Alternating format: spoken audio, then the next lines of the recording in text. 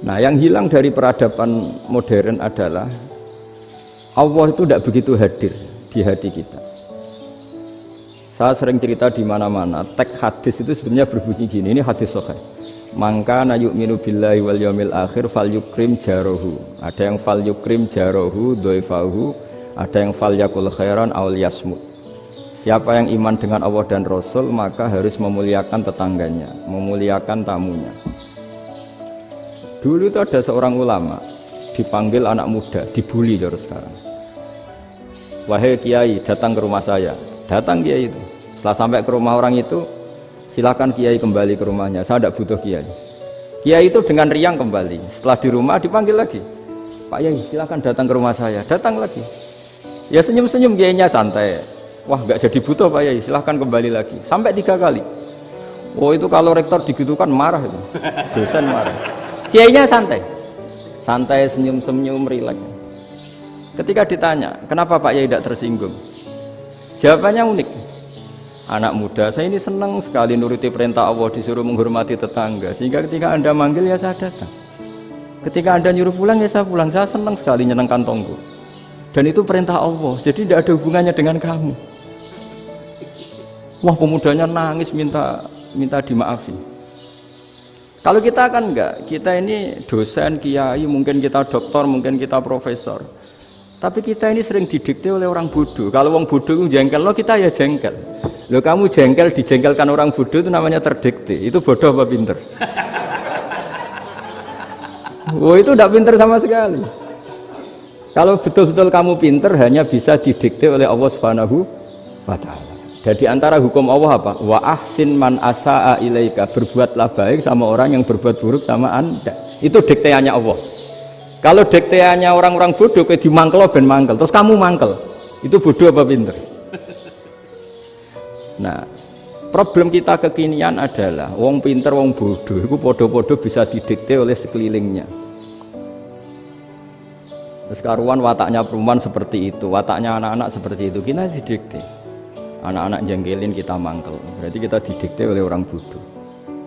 Makanya agama itu unik, kadang ngendikan wa ahsin man asa'a ilaika, kadang wasil mangkoto aka, sambunglah orang yang memutus kamu. Karena dengan demikian kita hanya didikte oleh Allah Subhanahu wa Ta'ala, bukan didikte oleh hukum sosial. Cara Jawane nak ngapiki tangga sing apik akeh tunggale.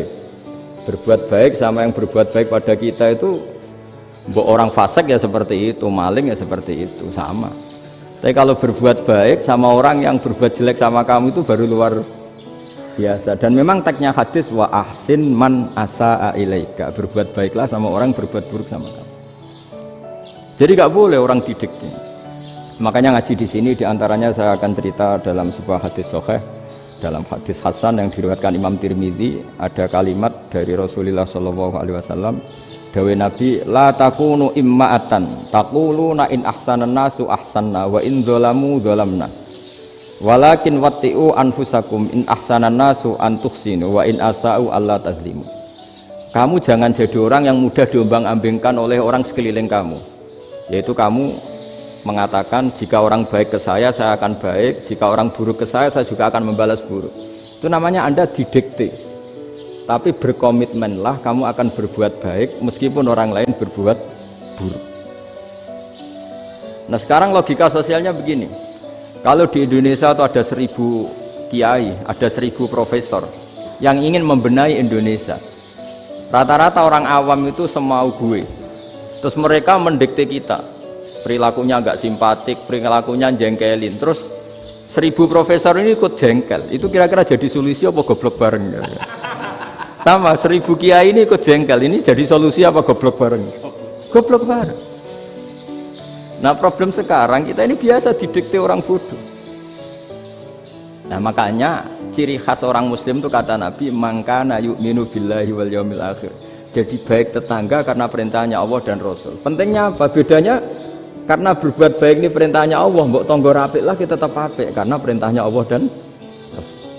Begitu juga dengan hubungan dengan istri, dengan anak. Bojomu lagi cerewet lah, ya tetap apik. Karena dengan cara itu kita hanya tunduk kepada Allah dan Rasul. Tapi kalau kamu Istri saya kalau baik ya saya baik, kalau enggak ya enggak. Berarti Anda didikte oleh perilakunya dia. Itu latihan, ya kalau dalam bahasa pondok, latihan jadi wali itu yang paling berat itu. Nabi itu kalau sama orang munafik itu sabarnya Masya Allah. Padahal Nabi perso kalau orang itu orang munafik. Karena dengan cara seperti itu, bahwa kebaikan Nabi pada seseorang itu atas perintahnya Allah dan Rasul, bukan atas nama servis. Kalau Nabi hanya baik kepada Abu Bakar, itu mungkin orang bilang, wis adune wong Abu Bakar baik sama Nabi. Tapi kalau Nabi baik sama orang munafik, Abdullah bin Ubay bin Salul, itu kalau nggak perintahnya Allah dan Rasul itu nggak bisa. Nah ini cobalah berlatih seperti itu sehingga kita tidak mudah didikte. Ya saya ulang lagi, nggak mudah apa? Didikte. Maka di antara kebaikan Allah dan Rasul adalah bahkan orang dolim saja diberi jatah rahmat. Makanya tadi seperti mukadimah yang dibaca Pak Haris tadi, agama ini rahmatan lil alamin. Orang yang dolim saja dapat jatah apa? Rahmat, apalagi yang soleh.